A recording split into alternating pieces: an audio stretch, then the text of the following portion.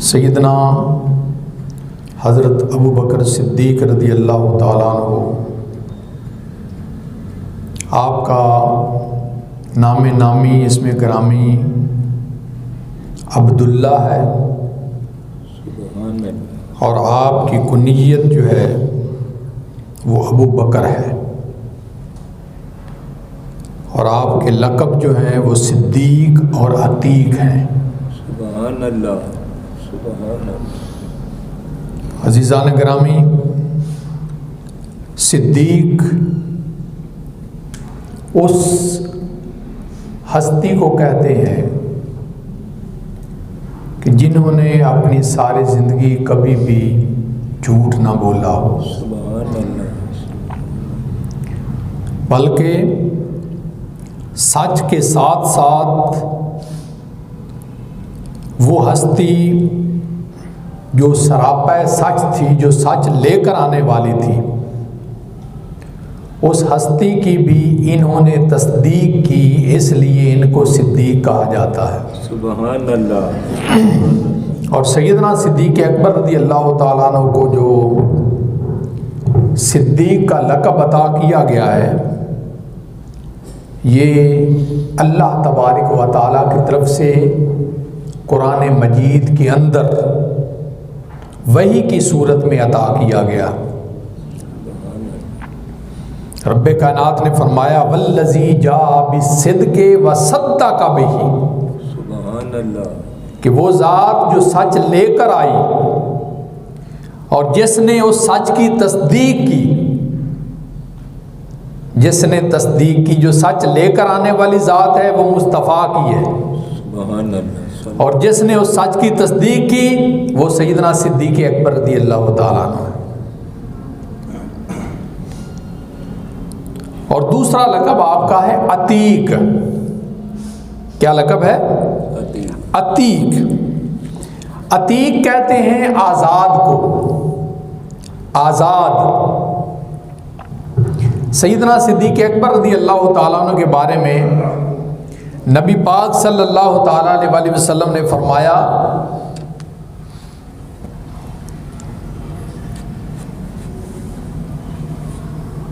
کہ انتا اتقم من النار، کہ ابو بکر تجھے تو اللہ تبارک و تعالیٰ نے جہنم کی آگ سے ہمیشہ کے لیے بچا لیا ہے، محفوظ کر لیا ہے۔ اور دوسرا عتیق کا معنی حسن و جمال والا بھی ہے، خوبصورت بھی ہے۔ تو چونکہ سیدنا صدیق اکبر رضی اللہ تعالیٰ عنہ بہت زیادہ خوبصورت تھے، حسن و جمال کے پیکر تھے، تو اس لیے بھی آپ کو صدیق آپ کو عتیق کہا جاتا ہے۔ اور تیسرے نمبر پہ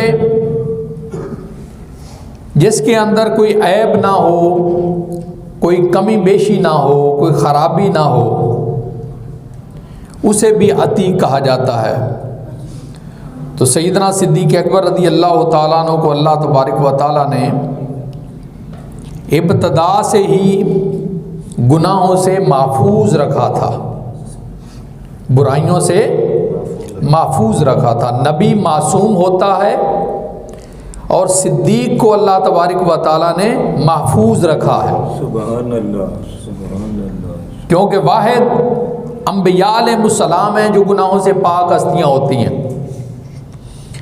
دوسرے انسانوں سے انسان سے غلطی ہو سکتی ہے، لیکن چونکہ سیدنا صدیق اکبر رضی اللہ تعالیٰ عنہ کو اللہ تبارک و تعالیٰ نے ابتدائی سے اپنے محبوب صلی اللہ تعالیٰ علیہ وسلم کی معیت اور رفاقت کے لیے اور خلت اور دوستی کے لیے چن لیا تھا اور منتخب کر لیا تھا، اس لیے اللہ تبارک و تعالیٰ نے سیدنا صدیق اکبر رضی اللہ تعالیٰ عنہ کو ابتدا ہی سے گناہوں سے محفوظ رکھا تھا۔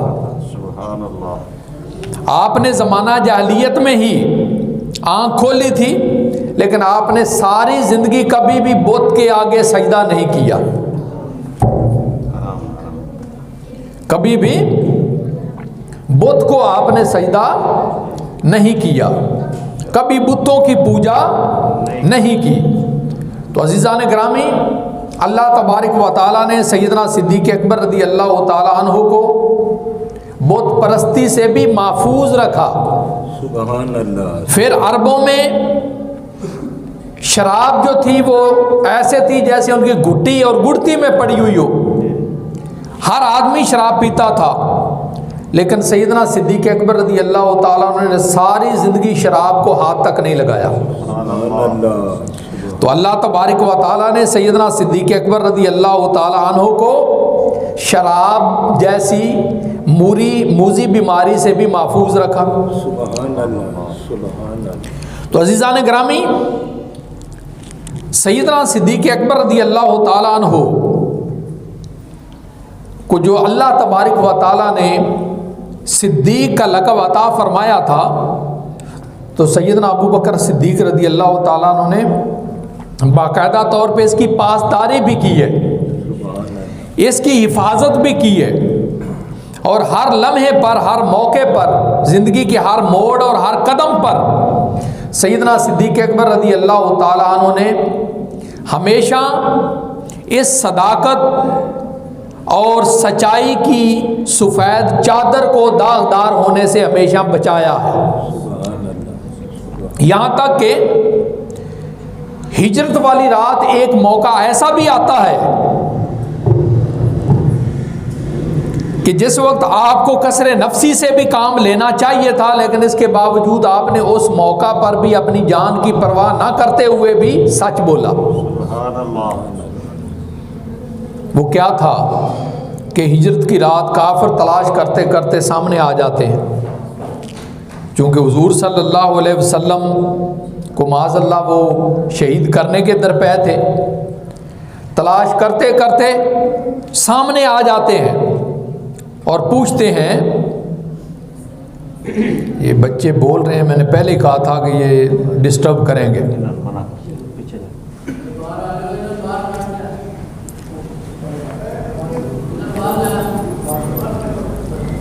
تو عزیزان گرامی، ہجرت کی رات کافر حضور صلی اللہ علیہ وسلم کو تلاش کرتے کرتے تلوار لے کر سامنے آ جاتے ہیں۔ تو انہوں نے پوچھا، من انتا، کیونکہ ابو بکر صدیق فرنٹ پہ تھے، پوچھا کون ہو؟ آپ نے فرمایا میں ابو بکر ہوں۔ وہ کہتے ہیں تو ابو بکر ہے، وہ ماں کا تمہارے ساتھ کون ہے؟ تمہارے ساتھ کون ہے؟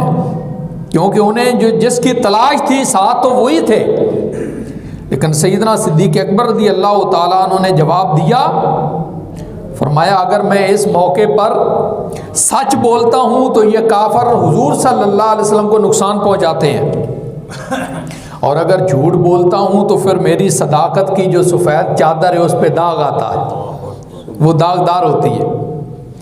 یعنی نہ اگلتے بنے نہ نگلتے بنے، سچ بولتے ہیں تو کافر حضور صلی اللہ علیہ وسلم کو نقصان پہنچاتے ہیں، اور اگر جھوٹ بولتے ہیں تو آپ نے سوچا کہ آج کے بعد پھر مجھے کسی نے صدیق نہیں کہنا۔ تو پھر انہوں نے کیا جواب دیا؟ حدیث میں ہے کہ آپ نے کہا ہوا یہدینی الی صراط مستقیم، کہ یہ میرے ساتھ جس کے بارے میں تم پوچھ رہے ہو نا، یہ میرا راہبر اور میرا رہنما ہے، یہ مجھے یہ بھی راستہ دکھاتا ہے اور اگلا بھی راستہ دکھاتا ہے۔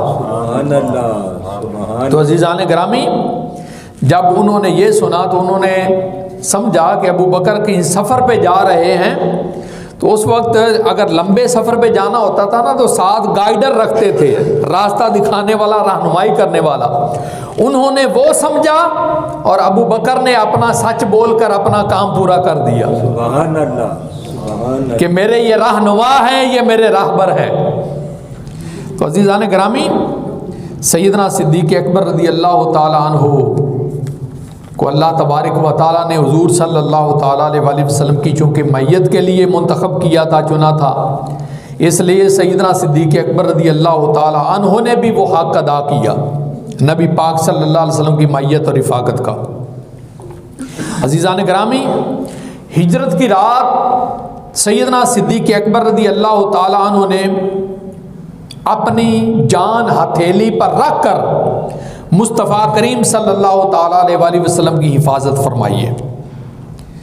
اب جب اللہ تعالیٰ کی طرف سے حکم ہوتا ہے کہ یا رسول اللہ صلی اللہ علیہ وسلم اب آپ کا مکے میں رہنا مناسب نہیں ہے، لہٰذا آپ فوراً یہاں سے نکل جائیں، ہجرت فرما جائیں، تو حضور صلی اللہ تعالیٰ علیہ وسلم نے سیدنا علی المرتضیٰ رضی اللہ تعالیٰ عنہ کو بلایا اور بلا کے فرمایا علی مجھے حکم ہوا ہے ہجرت کرنے کا، اب میری ہجرت کا مدینہ ہے، میں مدینہ جا رہا ہوں، تو تم یہ امانتیں لے لو جو اہل مکہ کی میرے پاس موجود ہے، فلاں کی اتنی امانت ہے، فلاں کی اتنی امانت ہے، فلاں کی اتنی امانت ہے، صبح ان کے گھر جا کر ان کی امانتوں کو ان کے سپرد کرنا، سبحان اللہ، اور اس کے بعد پھر ہمارے پیچھے مدینے آ جانا۔ سبحان اللہ، اب یہ میرا بستر ہے لگا ہوا ہے، اس بستر نبوت پہ تم لیٹ جاؤ، سو جاؤ، صبح اٹھ کر یہ اپنی ڈیوٹی پوری کرنا اور پھر ہمارے پیچھے آ جانا۔ عزیزان گرامی، سیدنا حضرت علی مرتضیٰ رضی اللہ تعالیٰ عنہ کو نبی پاک صلی اللہ علیہ وسلم اہل مکہ کی امانتوں کی سپرداری کرتے ہیں۔ حضور صلی اللہ علیہ وسلم کو ان کی امانتوں کی پاسداری کی فکر ہے، ان کی حفاظت کی فکر ہے، اور مکے کے وہ لوگ جن کی امانتیں حضور کے پاس تھیں وہ حضور کی جان کے دشمن بنے ہوئے تھے۔ تو عزیزان گرامی، حضرت علی مرتضیٰ رضی اللہ تعالیٰ عنہ کو اہل مکہ کی امانتیں سپرد کی، اور خود جو اللہ کی امانت تھی مصطفیٰ کریم صلی اللہ علیہ وسلم کی صورت میں، وہ سیدنا حضرت ابو بکر صدیق رضی اللہ تعالیٰ عنہ کی طرف تشریف لے جا رہی ہے۔ عزیزان گرامی، حضرت مولا علی شیر خدا رضی اللہ تعالیٰ عنہ وہ ہستی ہیں کہ جو نبی پاک صلی اللہ تعالیٰ علیہ وسلم کے بستر پہ سوئے ہجرت کی رات۔ تو لوگوں نے بعد میں پوچھا کہ علی، ہجرت والی رات حضور صلی اللہ علیہ وسلم نے تجھے اپنے بستر پہ سلایا تھا، تو تجھے پتا تھا کہ اس رات کافر حملہ کرنے والے ہیں، تو تجھے ڈر اور خوف نہیں آیا؟ کیا تجھے نیند آ گئی تھی؟ ایسی خطرناک رات کو، ڈر اور خوف والی رات کو نیند آ گئی تھی؟ تو سیدنا علی المرتضیٰ رضی اللہ تعالیٰ نے فرمایا کہ مجھے رب کعبہ کی قسم ہے، جتنی پیاری نیند مجھے اس رات آئی تھی، ساری زندگی ایسی نیند مجھے نصیب نہیں ہوئی۔ اور پھر دوسرے نمبر پہ چونکہ نبی پاک صلی اللہ علیہ وسلم نے فرما دیا تھا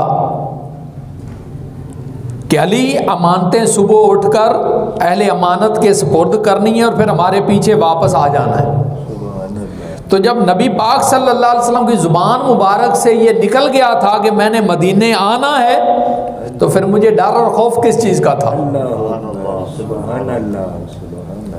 مجھے ڈر اور خوف کس چیز کا تھا جب میرے مصطفیٰ کی زبان سے نکل گیا تھا کہ میں نے امانتیں صبح اٹھ کر واپس کرنی ہے اور پھر واپس مدینے جانا ہے۔ تو سیدنا حضرت علی مرتضیٰ رضی اللہ تعالیٰ عنہ اب نبی پاک صلی اللہ تعالیٰ علیہ وسلم کے بستر پہ سوتے ہیں، میرے آقا نے انہیں اپنے بستر پہ سلا کے عظمت عطا فرما دی، اپنے بستر پہ سلا کے انہیں عزت اور عظمت عطا فرما دی۔ لیکن قربان جائیں، ادھر حضرت علی مرتضیٰ حضور صلی اللہ علیہ وسلم کے بستر پہ سو رہے ہیں، اور ادھر غار کے اندر میرے مصطفیٰ صلی اللہ علیہ وسلم سیدنا صدیق اکبر کی گود میں سو رہے ہیں۔ سبحان اللہ، سبحان اللہ۔ یہ میرے آقا کا کرم ہے کہ کسی کو اپنے بستر پہ سلا کے اس پہ کرم فرما رہے ہیں، اور کسی کی گود میں اپنا سر رکھ کے سو کر اس کی عزت اور عظمت کو چار چاند لگا رہے ہیں۔ سبحان اللہ، سبحان اللہ۔ حضرت علی مرتضیٰ رضی اللہ تعالیٰ عنہ وہ ہستی ہے کہ جب مکہ فتح ہوا تھا نا تو نبی پاک صلی اللہ تعالیٰ علیہ وسلم نے خانہ کعبہ کو بتوں کی لغزشوں سے پاک فرمایا تھا. جو نیچے بت تھے وہ آپ نے توڑے، جہاں ہاتھ نہیں پہنچتا تھا حضرت علی مرتضیٰ رضی اللہ تعالیٰ عنہ کو میرے نبی نے اپنے کندھوں پہ سوار کیا، فرمایا علی میرے کندھوں پہ سوار ہو کر ان بتوں کو پاش پاش کر دو، توڑ دو. اب لوگ یہاں پر جو ہے نا وہ بات کہتے ہیں کہ حضرت علی مرتضیٰ رضی اللہ تعالیٰ عنہ نے نبی پاک صلی اللہ علیہ وسلم سے عرض کیا حضور آپ میرے کندھوں پر سوار ہوں، لیکن نبی پاک صلی اللہ علیہ وسلم نے فرمایا کہ علی تو بار نبوت نہیں اٹھا سکتا، یہاں بار نبوت کی بات نہیں ہے، یہاں عزت اور عظمت کی بات ہے کہ ادھر میرے مصطفیٰ نے حضرت علی مرتضیٰ رضی اللہ تعالیٰ عنہ کو اپنے کندھوں پر بٹھا کر علی کی خود سواری بن کر ان کی عزت اور عظمت کو بڑھا دیا، اور ادھر ہجرت والی رات میرے مصطفیٰ سیدنا صدیق اکبر رضی اللہ تعالیٰ عنہ کے کندھوں پر سوار ہو کر مولا علی شیر خدا رضی اللہ تعالیٰ عنہ کو تو یہاں پر ان کی سواری بن رہے ہیں، اور ادھر میرے مصطفیٰ صلی اللہ علیہ وسلم خود سوار بن رہے ہیں، اور آپ کی سواری سیدنا صدیق اکبر رضی اللہ تعالیٰ عنہ بن رہے ہیں. سبحان اللہ سبحان. تو یہ میرے آقا کا کرم ہے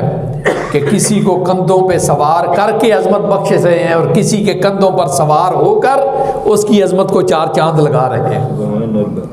تو عزیزان گرامی، سیدنا صدیق اکبر رضی اللہ تعالیٰ عنہ کا جو مرتبہ اور مقام ہے وہ بہت بلند ہے. جہاں مولا علی شیر خدا رضی اللہ تعالیٰ عنہ کا مرتبہ بہت بلند ہے، اسی طریقے سے مولا علی شیر خدا رضی اللہ تعالیٰ عنہ کے ساتھ ساتھ خود سیدنا علی مرتضیٰ رضی اللہ تعالیٰ عنہ آپ کی جو ورلڈنگ تھی، یہ میں رات کو اسٹڈی کر رہا تھا تاریخ الخلفاء کی، علامہ جلال الدین سیوطی رحمۃ اللہ علیہ ان کی شرافا کتاب ہے تاریخ الخلفاء. تو انہوں نے ایک روایت نازل کی ہے مسند بزاز کے حوالے سے کہ لوگوں نے حضرت علی مرتضیٰ رضی اللہ تعالیٰ عنہ سے پوچھا کہ علی سب سے بہادر کون ہے؟ اے علی سب سے بہادر کون ہے؟ فرمایا میں تم سے پوچھتا ہوں کہ بہادر کون ہے. لوگ کہتے ہیں کہ حضرت ہم تو آپ کو سب سے زیادہ بہادر سمجھتے ہیں، آپ کو سب سے زیادہ بہادر سمجھتے ہیں. تو حضرت علی مرتضیٰ رضی اللہ تعالیٰ نے فرمایا بات یہ ہے کہ تمہارا یہ نظریہ ہے میرے بارے میں، تمہاری مہربانی، لیکن حقیقت حال یہ ہے کہ جب میں جنگ کرتا ہوں نا، میدان جنگ میں جاتا ہوں تو میں اپنے پائے کا آدمی تلاش کرتا ہوں، اس کے ساتھ مقابلہ کرتا ہوں. جو میرے پائے کا ہوتا ہے، میرے پائے کا ہوتا ہے، میرے جوڑ کا جو ہوتا ہے، میں اس کے ساتھ مقابلہ کرتا ہوں. اور یاد رکھیں آج میں آپ کو بتاتا ہوں کہ سب سے زیادہ بہادر کون ہے، سب سے زیادہ جری کون ہے. آپ نے مولا علی شیر خدا رضی اللہ تعالیٰ عنہ فرماتے ہیں کہ جب غزوہ بدر ہوا تھا تو غزوہ بدر کے موقع پر میدان بدر میں ہم نے نبی پاک صلی اللہ تعالیٰ علیہ وسلم کے لیے ایک سائبان بنایا تھا، ایک خیمہ لگایا تھا. اس خیمے میں نبی پاک صلی اللہ تعالیٰ علیہ وسلم کی حفاظت کے لیے ہم نے کسی آدمی کو مامور کرنا تھا، کیونکہ سب سے زیادہ خطرہ ہمیں یہ تھا کہ کہیں کافر حضور صلی اللہ علیہ وسلم کو نقصان نہ پہنچائے. تو حضرت علی مرتضیٰ رضی اللہ عنہ فرماتے ہیں کہ میں نے خود اعلان کیا تھا کہ کون ہے جو آج نبی پاک صلی اللہ تعالیٰ علیہ وسلم کی حفاظت پر مامور ہو. وہ کہتے ہیں کوئی آدمی آگے نہ بڑھا، اتنے میں سیدنا صدیق اکبر رضی اللہ تعالیٰ تلوار لے کر آگے آ جاتے ہیں. سبحان اللہ. اور کہتے ہیں کہ آج میں نبی پاک صلی اللہ علیہ وسلم کی حفاظت کروں گا. تو تو حضرت علی مرتضیٰ رضی اللہ تعالیٰ عنہ فرماتے ہیں کہ وہ موقع ایسا تھا کہ جب جرأت اور بہادری کھل کر سامنے آ گئی تھی تو آپ فرماتے ہیں مولا علی شیر خدا رضی اللہ تعالیٰ عنہ کو کہ میں نے سیدنا صدیق اکبر رضی اللہ تعالیٰ عنہ سے بڑھ کر کسی اور کو بہادر نہیں دیکھا. سبحان اللہ سبحان اللہ. تو یہ مولا علی شیر خدا رضی اللہ تعالیٰ کی ورڈنگ تھی کہ سیدنا صدیق اکبر رضی اللہ تعالیٰ عنہ سب سے زیادہ جری اور بہادر تھے. اور پھر ہر آدمی نے جب اسلام قبول کیا تو موقع کی نزاکت کو سامنے رکھتے ہوئے انہوں نے اپنے اسلام کو چھپایا، لیکن سیدنا صدیق اکبر رضی اللہ تعالیٰ عنہ نے برملا اسلام کا اظہار کیا تھا، یہاں تک کہ آپ نے اپنے گھر کو پہلی مسجد کا نام بھی دے دیا تھا. مکہ مکرمہ میں جو سب سے پہلی مسجد بنی تھی وہ سیدنا صدیق اکبر رضی اللہ تعالیٰ عنہ کا اپنا گھر تھا.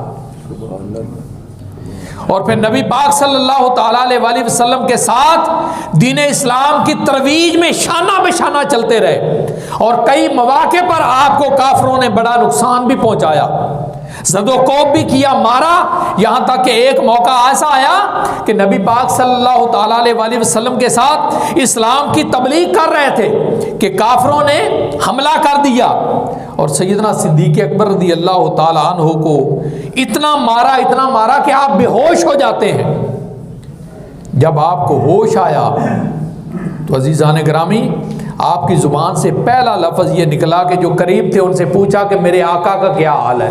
سبحان اللہ سبحان اللہ. تو بتانے کا مقصد یہ ہے کہ سیدنا صدیق اکبر رضی اللہ تعالی عنہ نے اسلام کے لیے بڑی قربانیاں دی ہیں، اور پھر 40,000 دینار کے مالک تھے.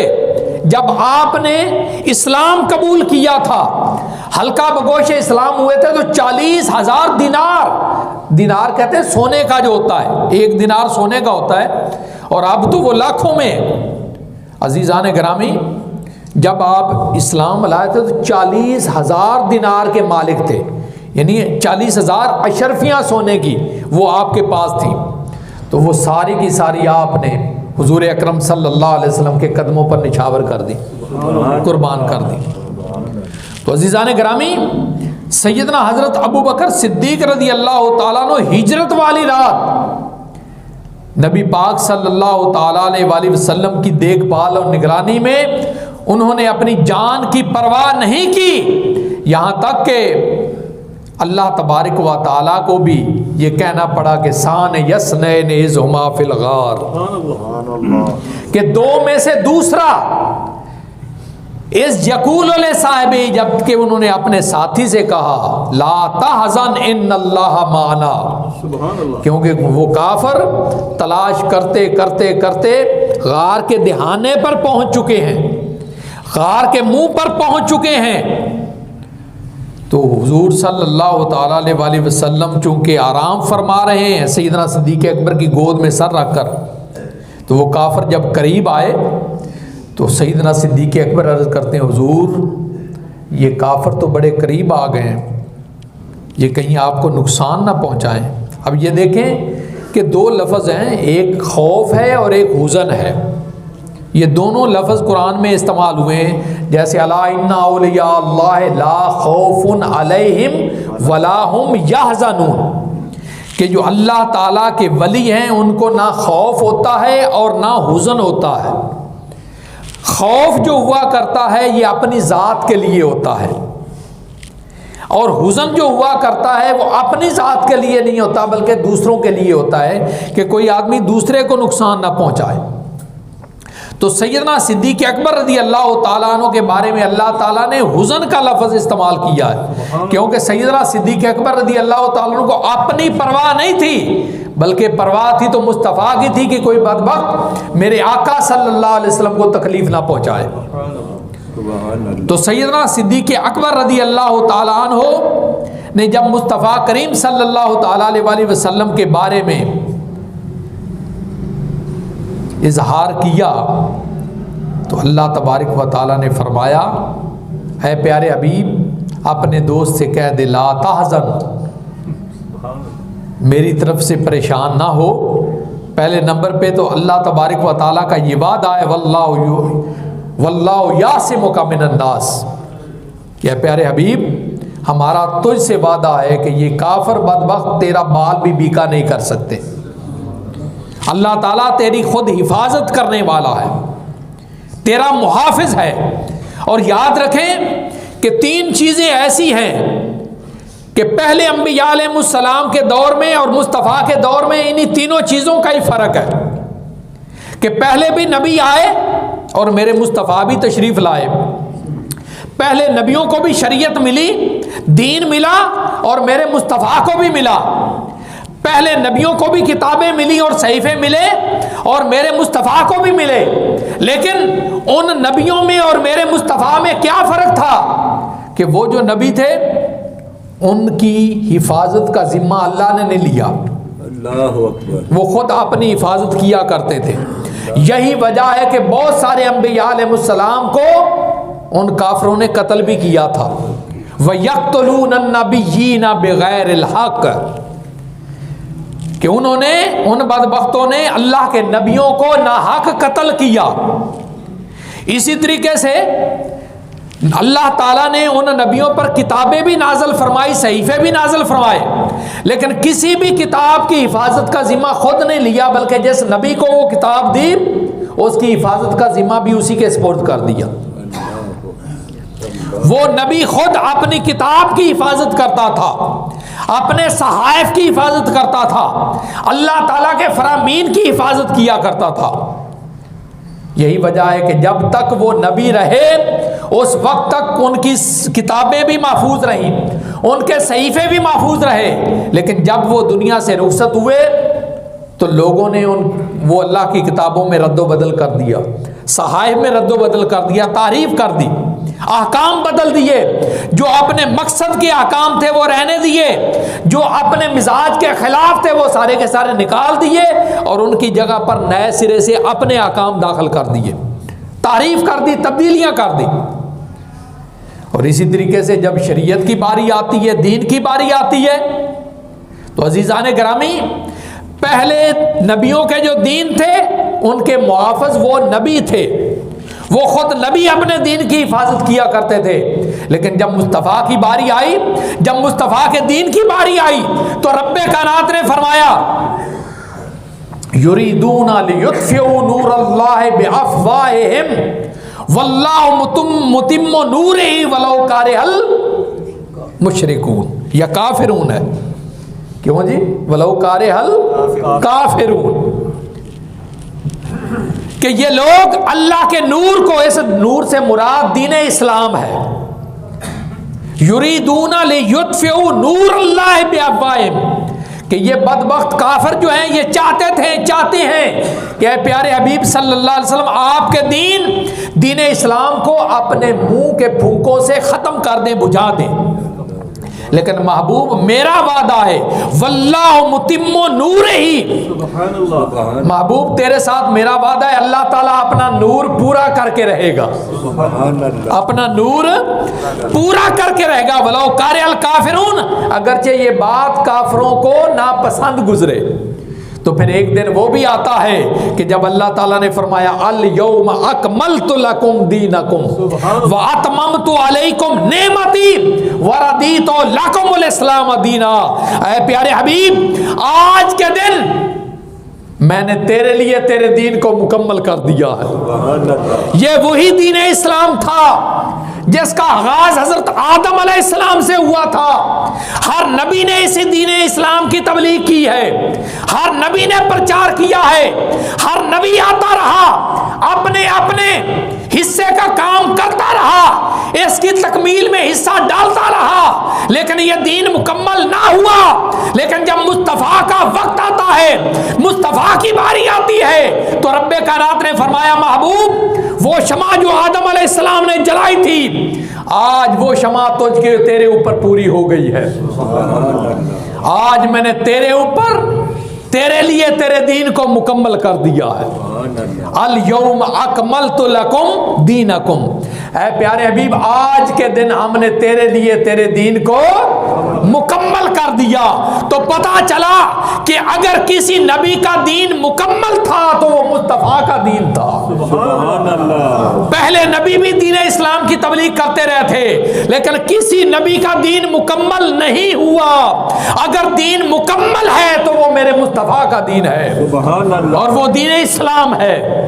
اور پھر آگے اللہ تعالیٰ نے فرمایا الیوم اکملت لکم دینکم واتممت علیکم نعمتی. پیارے حبیب ہم نے آج تیرے اوپر اپنی نعمتوں کو بھی پورا کر دیا ہے. سبحان اللہ. تیرے اوپر اپنی نعمتوں کے تمام خزانوں کے دروازے کھول دیے ہیں اور کوئی نعمت ایسی نہیں ہے جو میں نے تجھے نہ عطا کی ہو. تمام نعمتیں اپنی تجھ پر نچھاور کر دی ہیں, پوری کر دی ہیں. وردیت لکم الاسلام دینا. اور پیارے حبیب میں نے تیرے لیے دین اسلام کو پسند کیا ہے. تیرے لیے دین اسلام کو پسند کیا ہے. کیوں حبیب؟ میرا جو مزاج ہے خدا کا وہ یہ ہے کہ جو دین اسلام ہے وہ میرا پسندیدہ دین ہے. اللہ تعالیٰ فرماتا ہے ان الدین عند اللہ الاسلام. اللہ کے نزدیک اگر کوئی دین ہے تو وہ دین اسلام ہی ہے. اور اللہ تعالیٰ فرماتا ہے میں نے تو دین اسلام کو ہی قبول کرنا ہے.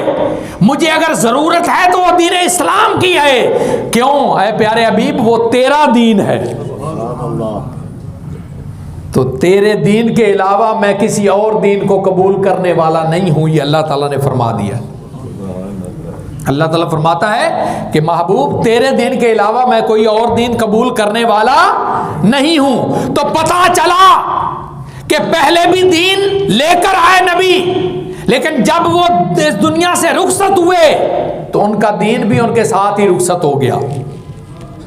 لیکن قربان جائیں جب مصطفیٰ کا دین آیا تو رب کائنات نے فرمایا محبوب اب وہ پہلے نبی تھے کہ جب وہ نبی رخصت ہوتے تو ساتھ ہی ان کا دین بھی رخصت ہو جاتا تھا. اے محبوب اب تجھے اس دین کی طرف سے پریشان ہونے کی ضرورت نہیں ہے. اس دین کی طرف سے تجھے پریشان ہونے کی ضرورت نہیں ہے. اے محبوب جس خدا نے تجھے دین دیا ہے وہ خدا تیرے دین کی قیامت تک حفاظت فرمائے گا. سبحان اللہ. سبحان اللہ. دوستو ہم تو صرف تقریریں کرتے ہیں نا لیکن دین اسلام کی ہم کوئی خدمت نہیں کر رہے, حفاظت نہیں کر رہے. اگر ہمارے اوپر ہوتا تو آج خاکے نہ بنتے. مصطفیٰ کریم صلی اللہ تعالیٰ علیہ وسلم کی عزت اور ناموس پہ وہ لوگ ڈاکہ ڈالنے کی کوشش کر رہے ہیں لیکن وہ ایسا کر نہیں سکتے. کیوں کہ رب کائنات نے فرمایا وَلَلْآخِرَةُ خَيْرٌ لَكَ مِنَ الْأُولَىٰ. محبوب یہ بدبخت جتنی مرضی کوشش کر لیں آپ کی شان کو کم کرنے کی کوشش کریں لیکن میرا محبوب وعدہ ہے کہ تیری ہر آنے والی گھڑی پہلی گھڑی سے افضل اور اعلیٰ ہوگی. سبحان اللہ. سبحان اللہ. یہ لوگ تیرے نام کو مٹانا چاہیں گے, تیرے ذکر کو ختم کرنا چاہیں گے لیکن محبوب میرا وعدہ ہے وَرَفَعْنَا لَكَ ذِكْرَكَ. محبوب میں خود تیرا ذکر بلند کرنے والا ہوں. سبحان اللہ. سبحان اللہ. تو عزیزان گرامی یہ اللہ تبارک و تعالیٰ کا وعدہ ہے.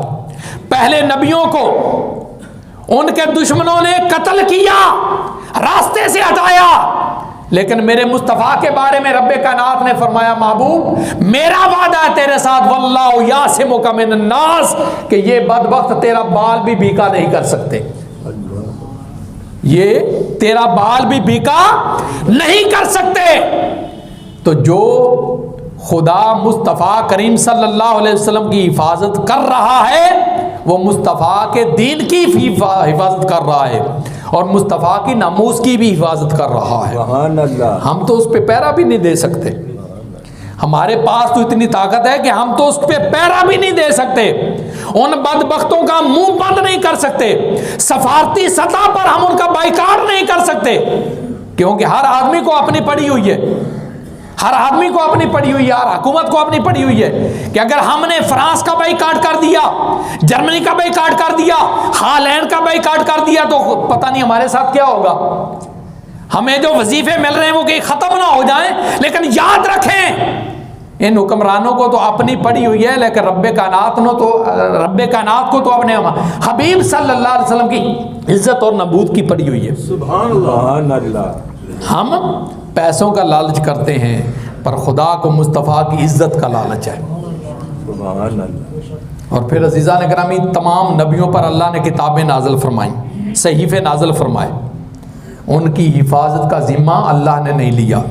یہی وجہ ہے کہ جب تک وہ نبی رہے ان کی کتابیں سلامت رہیں، ان کے صحائف سلامت رہے، لیکن جب وہ دنیا سے رخصت ہوئے تو یہ ساری کی ساری ختم ہو گئی، ان میں تحریف ہو گئی، تبدیلی ہو گئی۔ میں آپ سے پوچھتا ہوں، تورات اللہ کی کتاب ہے یا نہیں ہے؟ جبرائیل کے ذریعے نازل ہوئی ہے یا نہیں ہوئی؟ الہامی کتاب ہے یا نہیں؟ انجیل اللہ کی کتاب ہے یا نہیں ہے؟ زبور اللہ کی کتاب؟ آپ میں سے کوئی بتائے کہ اس کی زبان کون سی تھی؟ کسی کو پتا نہیں ہے کہ پتہ نہیں وہ کس زبان میں نازل ہوئی تھی۔ اور آج اس وقت یہ جو زبور ہے نا، زبور مقدس اور تورات اور انجیل پتہ نہیں کتنی قسموں کی بنی ہوئی ہے، انجیل کتنی قسموں کی بنی ہوئی ہے پتہ نہیں، کسی کو کوئی پتہ نہیں کہ سچی کون سی اور جھوٹی کون سی ہے۔ لیکن قربان جائیں، جب اللہ تعالیٰ نے محبوب کریم صلی اللہ علیہ وسلم پر قرآن نازل کیا تو رب کائنات نے فرمایا، محبوب تجھے اب اس کی طرف سے پریشان ہونے کی ضرورت نہیں۔ اور ایک بھی اور مزے کی بات بتاؤں کہ جب جبرائیل علیہ السلام حضور صلی اللہ علیہ وسلم کے سامنے آ کر قرآن پڑھتے تھے نا وحی کی صورت میں، تو ابتدا میں حضور صلی اللہ تعالیٰ علیہ وسلم نے بھی جبرائیل علیہ السلام کے پیچھے پڑھنا شروع کر دیا تاکہ یاد ہو جائے، پیچھے پڑھنا شروع کر دیا تو رب کائنات نے منع کر دیا، فرمایا محبوب جبرائیل تیرے پاس آتا ہے نا وہی لے کر تو سن لیا کر، صرف سن لیا کر، اسے پیچھے پڑھنے کی ضرورت نہیں۔ اللہ تعالیٰ نے فرمایا محبوب تو یہی چاہتا ہے نا کہ تو صرف اس لیے پڑھتا ہے کہ یاد ہو جائے؟ فرمایا محبوب پریشان نہ ہو، انا جمع نہ ہو و کرانا، اس کو جمع کرنا محفوظ کرنا یہ بھی ہماری ذمہ داری ہے، اور تیرے سینے میں القاء کرنا تجھے یاد کرانا یہ بھی ہماری ذمہ داری ہے۔ سبحان اللہ۔ یہ بھی ہماری ذمہ داری ہے۔ محبوب تو پیچھے پڑھا بھی نہ کر۔ کچھ لوگ کہتے ہیں کہ جبرائیل نبی پاک کے استاد ہیں کیونکہ پڑھایا کرتے تھے۔ میں کہتا ہوں بخاری اٹھا کر دیکھو، بخاری کا نام تو بڑا لیا جاتا ہے، جب جبرائیل علیہ السلام آ کے کہتے ہیں اقرا یا محمد، اے محمد پڑھیے، میرے مصطفیٰ نے فرمایا ما انا بقارئن۔ سبحان اللہ۔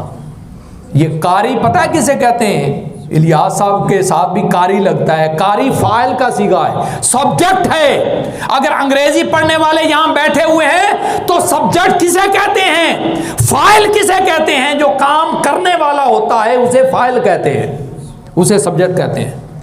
تو میرے مصطفیٰ نے فرمایا ما انا بقارئن، میں پڑھنے والا نہیں ہوں، میں پڑھنے والا نہیں ہوں۔ اور لوگوں نے ترجمہ کر لیا، کتابوں میں بھی ترجمے کر دیے، ترجمہ کیا کیا کہ میں پڑھا ہوا ہی نہیں ہوں، یعنی فاعل کا ترجمہ مفعول میں کر دیا۔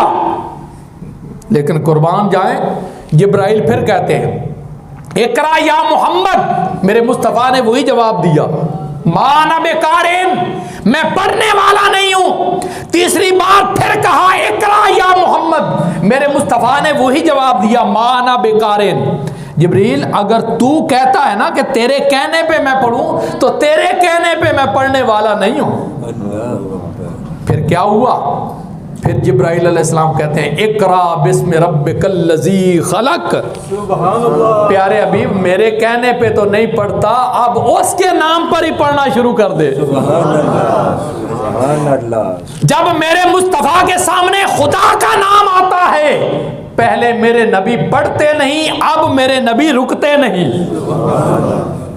میرے مصطفیٰ نے بتا دیا کہ لوگوں میرا استاد جبرائیل نہیں بلکہ خود رحمان ہے، الرحمن علم القرآن، رحمان تو وہ ہے جس نے اپنے حبیب کو خود قرآن سکھایا ہے۔ سبحان اللہ۔ تم کیسے کہتے ہو کہ جبرائیل حضور کے استاد ہیں؟ یہ فرشتے تو وہ ہیں جو حضرت آدم علیہ السلام کے سامنے سجدہ کر رہے ہیں، جس بھی عیب پر سجدہ کر رہے ہیں اسی علم کے بھی عیب پر سجدہ کر رہے ہیں کہ اللہ تعالیٰ نے آدم علیہ السلام کو علم عطا فرمایا تھا اور فرشتوں کے پاس وہ علم نہیں تھا. تو یہ فرشتے تو آدم علیہ السلام کے سامنے سجدہ ریز ہوتے ہیں. اور آدم علیہ السلام کون ہیں کہ جن کی توبہ قبول ہوتی ہے مصطفیٰ کے صدقے سے. سبحان اللہ سبحان اللہ. حضرت آدم علیہ السلام کون ہیں جو اپنی بیوی کا حق مار ادا کرتے ہیں مصطفیٰ پہ درود و سلام پڑھ کے. سبحان اللہ سبحان اللہ.